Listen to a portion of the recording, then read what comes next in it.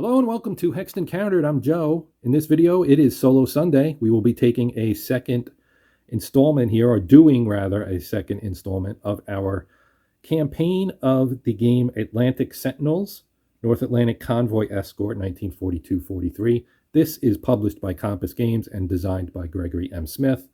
And we did the first mission last week, and we will pick it up here after our first mission, which was a success. We managed to make it from Londonderry to Newfoundland without a single loss, and we're going to attempt now to pull the trick twice, this time moving west to east. We will start here and move to the east across here in the same way we did in the previous edition. I will use the cards here that explain how things work as we go through, but for the moment, the first thing we need to do is determine what convoy we will be escorting. And for that, we use our convoy assignment chart. We are at A1B at St. John's. We're in 42. So we're going to roll a 1d6 and see what we get. So we'll roll 1d6. And we got a 1. And a 1 is HX large. Now, one of the cool things in the game here, one of the nice little pieces of historicity that is added by Gregory M. Smith. You can see here you've got real convoy designations. So you can actually use these and write them down. So we drew an HX. And I usually go first number small, second number large. So we'll do HX182, which is a large convoy. And I'm going to note that here on my log sheet. Like so. And now we're ready to go. We'll put our small convoy, or large convoy rather, here in our ocean meeting point. And we will move on to rolling for our encounter as we move to our meeting point here. We got a 6 and a 6 here in our February to June of 42 chart. A 6 is nothing. All right, so we'll move to our next box and we'll roll again. And this time we got a 4. And a 4 is a wolf pack, which we did not encounter in our first mission, but this time we've got a wolf pack. We've got a large convoy to defend. Things could get interesting here. First step of dealing with a wolf pack is to determine how big it is. So we're in 42. We're going to roll 2d6 and subtract 2. Our minimum size will be 2. So we'll roll our 2d6.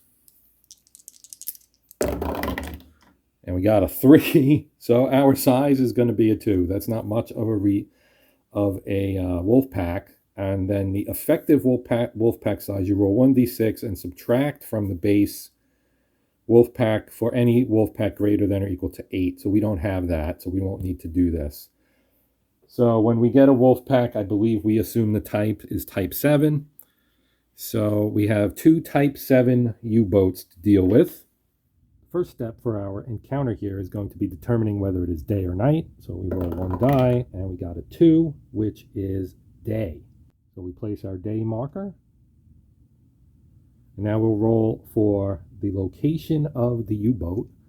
So we have 2 U-boats. You might notice one is up here in the available U-boat box. The other is down here. And the reason that is on our card here.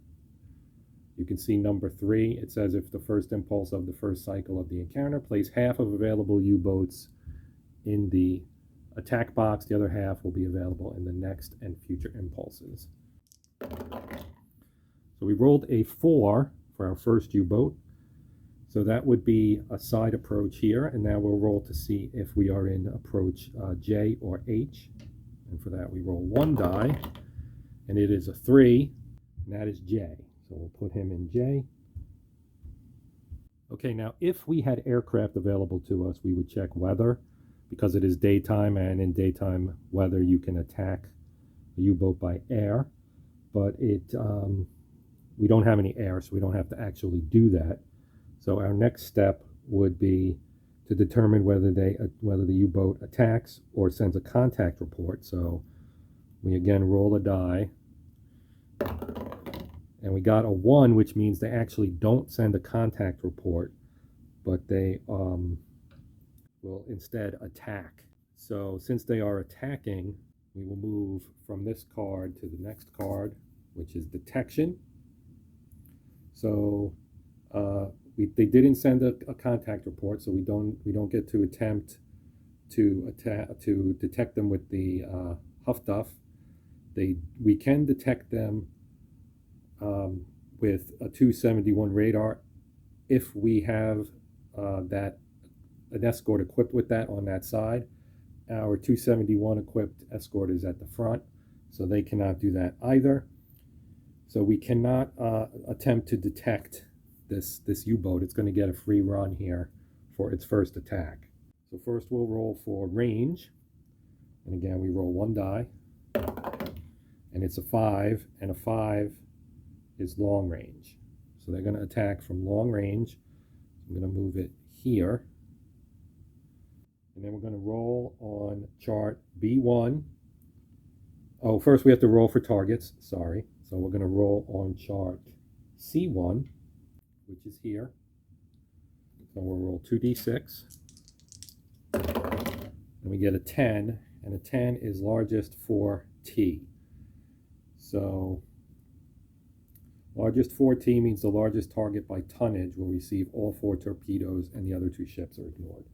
So now we have to determine what ships are being attacked.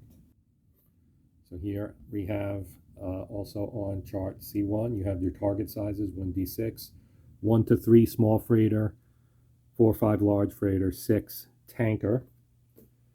So we'll roll, and I'll use my black die for the Germans here. So we'll roll, and we got a 4, and that is a large freighter. So their first target's a large freighter. I'm just going to put it there for now. It's kind of a holding area. We need to roll twice more. A 1 is a small freighter.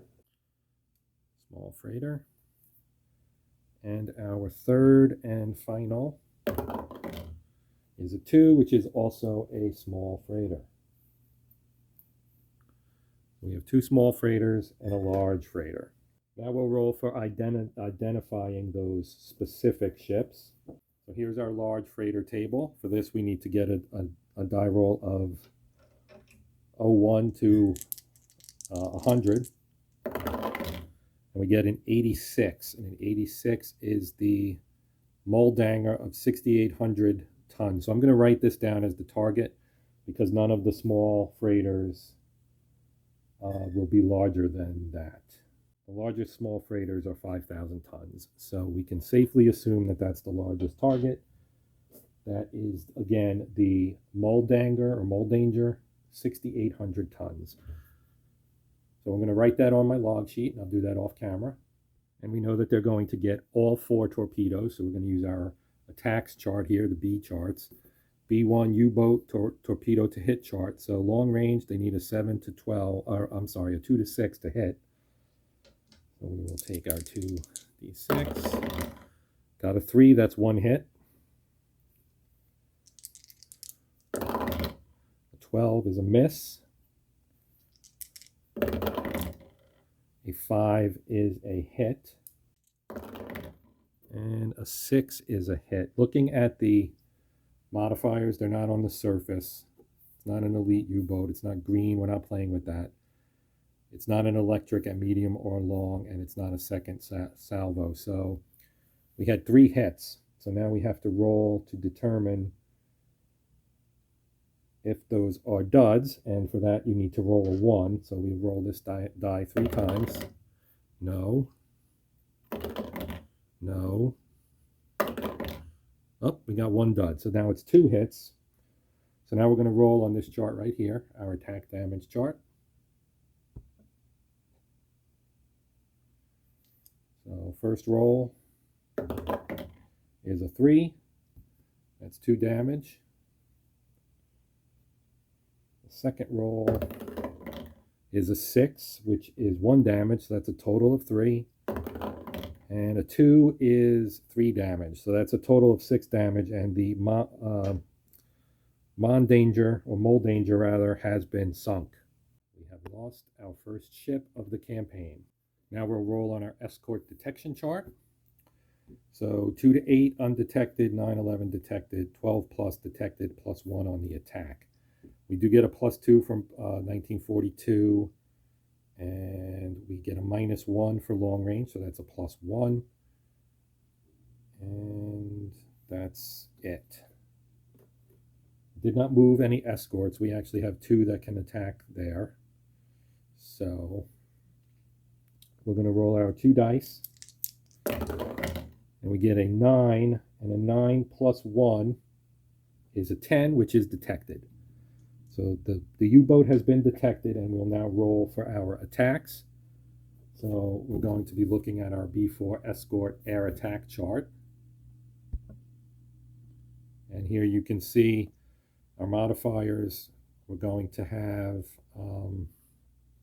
we have a town class, which is a -1, and a corvette. There are 2 escorts, so we only get that single -1, and the rest of these, I think, are that. So we're going to use 1. We're going to get 1 -1, and we rolled an 8. An 8 -1 is 7. That is 2 hits. So now we need to determine what the 2 damaged systems are on our U-boat. We'll use the black and white so we can get a 2-digit number. We get a 53, and a 53 is crew injury, which does not have an impact. And now we roll again, and we get an 11, which is batteries. So 11 batteries. All right, so now we have to circle back, and we do the second U-boat. So in theory, we would put this guy up here. Now we'll roll to see where he comes from. You get an 8, and an 8 is the center approach, front approach. So this will be our H class, which does have the radar. So now we'll roll a single D6 to find out which of the approaches he's going to use. We get a 2, and a 2 is 1 to 3 is A1. It's A1. So he's in, whoops, that's the wrong counter. A1. All right. So now we've done that. We have to determine if he is going to do a contact report. And he is. So we have to put our contact counter here. So now he's eligible to be detected by Huff Duff, because he's not attacking, he's radioing in a contact and shadowing, basically. So we will roll to see if we can detect him. I have a quick correction to make. I should have rolled the 271 because it can detect all directions, but only in front on the front side.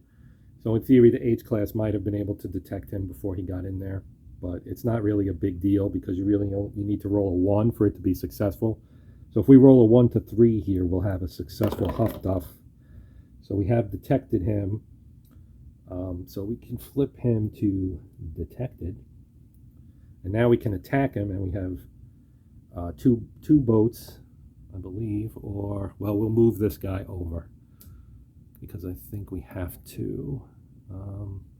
Yeah, because he's covering A2. So we're going to move him to K and flip him to his moved side, which will give us a -1 on our attack. But let's roll for our attack since we have detected. So we have to roll on our escort detection chart. I'm going to roll my 2d6, and we got a 5. So a 5 would be undetected, but we get a +2, +1 for a. It's still going to be a 7, which will be undetected. So that ends the first combat cycle, and we go to combat cycle 2. It's night now because we're in combat cycle 2, and that is on our display here. If I move this over, you can see current combat cycle there. We had first impulse, which was the one where we damaged the battery on the U-boat and lost our freighter. Second one, we failed to detect and they weren't attacking. We go to the second cycle, second part of the cycle, and that one will be a night turn. And all U-boats will attack. Now, because this U-boat is damaged, I need to verify that it will actually attack or if it can attempt repair, etc. Okay, so as I remembered from last time, this U-boat is actually done. So it's out of the fight, and we only have to worry about this guy up here, who is, of course, now detected. And so we have to start our cycle again by going back to card number 5. So attempt to detect with Huff Duff all U-boats that send a contact report. Attempt to detect with Type 271 radar all U-boats on a side which has a radar-equipped escort. So we can do that. We can't do Huff Duff this turn, I wouldn't think, because I'm going to just pull this off. They have already been detected, but we do have to try to detect them again. So we're going to try to detect them here, and we're going to roll our 2d6. We rolled a 12, so that's going to be a good detection. We're going to get a +2. We're going to get +1 for previous detection, and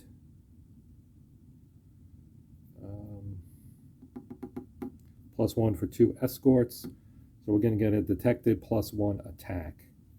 All right, so if I'm reading this right, I think I have to re-roll to see where the U-boat is in relation to the convoy now, because this obviously we've gone from day to night. It's a whole new situation. So let's roll to see where this new U-boat is. And it's a 10, so that would actually put him over here. And then we'll roll again to see. I guess I could have rolled the black die with that and gotten the actual angle. So that's a 5. That's going to be approach D. So we're going to put him here now. Now I do have two. Well, actually, I guess this guy, the flower up here, is going to be, he's close to C. So he would have to move. So let's flip him over and move him here. Okay, so now that we've done that, we roll for detection, which I already did, and we're going to get a +1 on our attack. And so now we will attack the U-boat on chart B4, so right here, and we will roll our 2d6 and get a 10, and a 10 would be 3 hits, but we have to modify. The batteries are not damaged. That's the other boat. It's not a night surface attack. We don't have a river or town class. We don't have one escort. So actually it's going to end up being +1 on a roll of 12 or 12 plus. So we do get that. So that 10 becomes an 11, which is 4 hits. 4 hits is a lot on a U-boat here. So let's roll to see what those hits turn out to be. We get a 10, and a 46 is the flat gun, so that's no big deal. And we roll again. We got 3 more. 26. 26 is, again, that's the other flat gun, so two damages that aren't really going to have an effect here. 21 is flooding, so he gets 1 level of flooding. And the last one is a 44, which is flooding again. So he's got 2 levels of flooding. Now, flooding does have an impact, I believe. Actually, in looking at this, it looks like you get to continue to prosecute the attack against the U-boats that you've already fought with. So if we put him back here, and I'll leave him undetected, but we're going to roll for detection on him again. And I'm going to roll 2d6. We get a 7, and a 7 plus 2 is 9. Plus 1 for previous detection is, no, that's, yes, 9, 10. So that would be detected, and they would get to attack him again.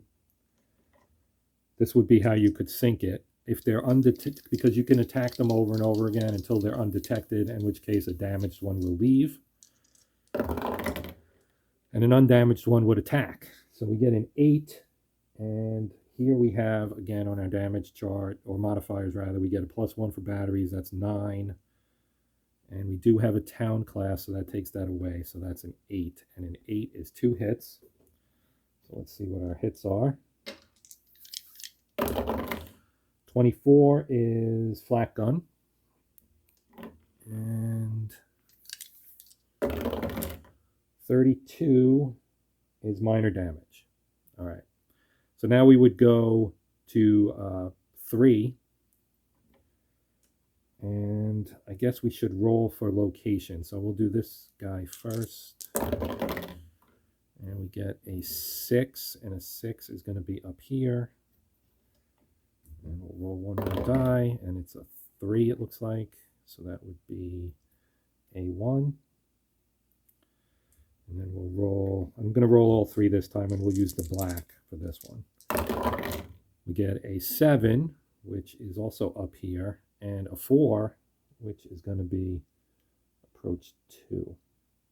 Now, you're supposed to roll for extra flooding, so let me do that. It's a 1, so that would not be extra flooding for that one. So we'll try to detect again, and we'll use, we can move stuff, so I'm going to move him up here. And we'll leave the V and W there.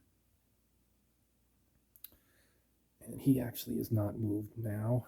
So these 2 can attack there. So we'll attempt to detect that one first. Whoops. We'll roll. Get an 8. An 8 plus 2 is 10. Plus 1 for previous detections, 11. Plus 1 for 2 escorts is 12. So that is detected and plus 1 on the attack. So let's roll for the attack now. We get a 9. A 9 is 3 hits as a base.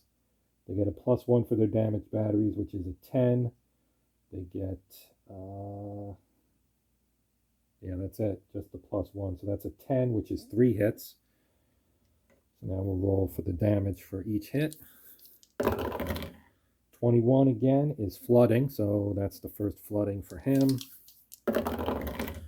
25 is diesel engine 2.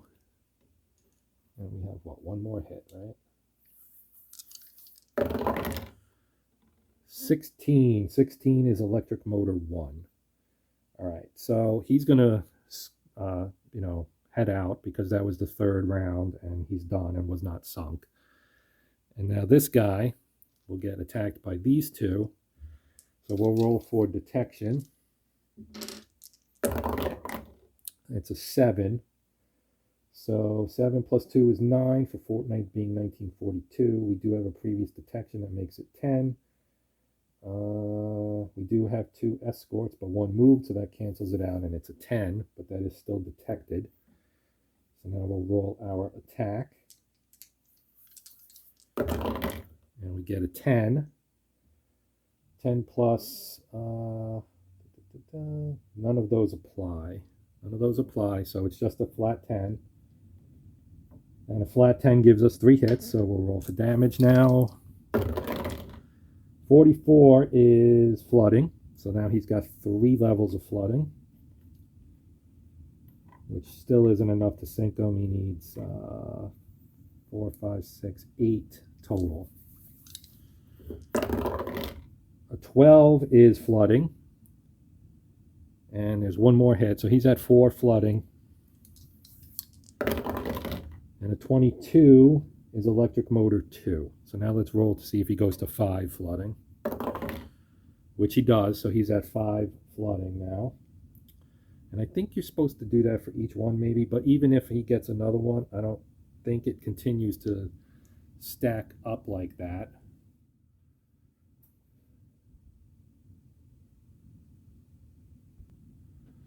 Actually, I think we're good. It's not explicitly explained in the rules. It just says you pick them up at one of the OMPs and drop them off at the other OMPs. So I don't know if that means they're available for attack or not, but I'm going to play that they're not, and we're just going to move here and call this one done. So we did lose 6,800 tons in that escort. We lost 1 ship, 1 large freighter, so that's not terrible. We did have a nice confrontation with two U-boats there. I can only imagine how hectic it can be if you get a big wolf pack. I mean, that one was not big, and in the first mission we only drew single U-boats, so that actually helps some. Now, looking at our encounter chart here, you can see that early you've only got one wolf pack result and only 3 U-boat results, and 12 is actually a random event the first time you roll it on a mission. So, and one for the Condor. Once you get into this area, it gets a little hairier because you've got 3 U-boats. Well, I guess it's still 4 and 10, but the wolf pack. Well, I guess it's the same. Knowing dice probabilities, your most probable chance to hit a wolf pack will be from Jan 43 to June 43. These two are basically the same chance.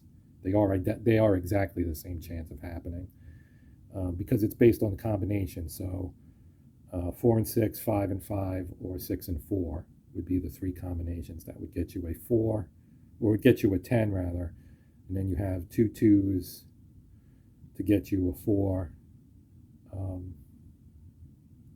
Or a 3 and a 1, or a 1 and a 3.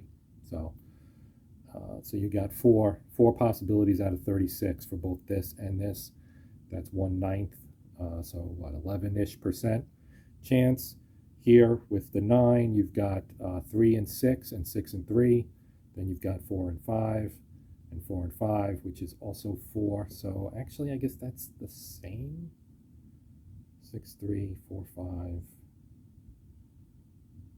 Yeah, that's it. So, yeah, there's not a ton of chances of getting a wolf pack, which is thankful because, again, you can have a wolf pack of a lot of boats, a lot of U-boats. So we were lucky there on that one. So that's going to do it for this one. I appreciate you guys watching. Depending on how many viewers we get, will determine pretty much whether or not I do a 3rd installment of this. And I'll be able to probably know that by Thursday or so. Because I do have other games that I can do here for this particular series of solitaire games. So, if you are interested, make sure you let me know via comments. Also, liking the video would help a lot. Liking and sharing helps me see whether or not people are enjoying the video or not. So if you are, please let me know via a like, a share, and or a comment. Also, if you're not a subscriber and you want to continue to see or be notified at least of new content as it is released, please consider subscribing. That is great. It helps support my channel and is always appreciated by me. But either way, hopefully you enjoyed this video and we'll return to see something else down the road. So that will do it for now. My name's Joe. This is the Hexed Encountered channel. It is Solitaire Sunday. And until next time, as always, happy gaming.